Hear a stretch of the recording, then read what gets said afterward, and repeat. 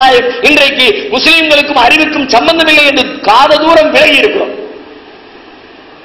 திருமறை குர்ஆனை படிக்க ஆரம்பித்தால் உலகத்திற்கு நீங்கள் விஞ்ஞானத்தில் சொல்லிக் கொடுக்கலாம். டெங்கு காய்ச்சல் இருந்துச்சு சமீபத்தில். டெங்கு காய்ச்சலுடைய பின்னணியில நாடு முழுக்க மக்கள் நிறைய பேர் பாதிக்கப்பட்டார்கள். அதனுடைய காரணங்கள் ஒரு காரணமாக நம்முடைய இந்திய சுகாதாரத்துறை அறிவித்த ஒன்று. டெல்லியில இருந்து அந்த டெங்கு காய்ச்சல் நாடு முழுக்க ஓடிக்கிட்டு இருக்கும்போது தவளைகளை கொல்லாதீர்கள் அப்படின்னு ஒரு ஆர்டர் போட்டாங்க. ஆனால் பரவலா மக்கள் மத்தியில பிளாஷ் ஆகல, செய்தி போகல.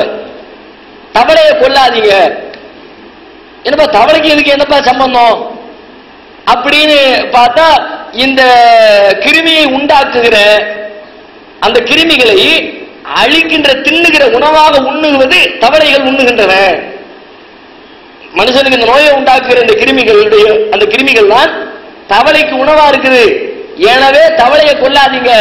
தவளை நிறைய இருந்துச்சுன்னா கிருமியை தின்னுவிடும், கிருமி காலியாயிடுச்சுன்னா நோய் குறைஞ்சிரும்.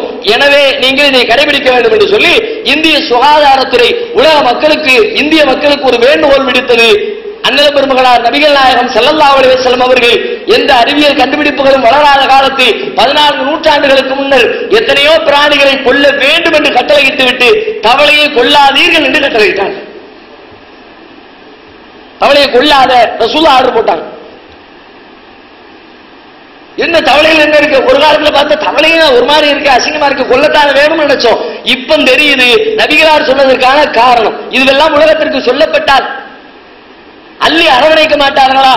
எனவே அப்படி ஒட்டுமொத்த உலகமும் உண்மையான இஸ்லாத்தை புரிந்து கொள்ள வேண்டும் என்றால் முஸ்லிம்களாக இருக்கிற நாம் முதலில் இஸ்லாத்தை படிப்போம், அதை கடைபிடிப்போம். அல்லாஹ் ரப்பல் ஆலமீன் அப்படிப்பட்ட நன்மக்களாக நம் அனைவரையும் ஆக்கி அருள் புரிவார்.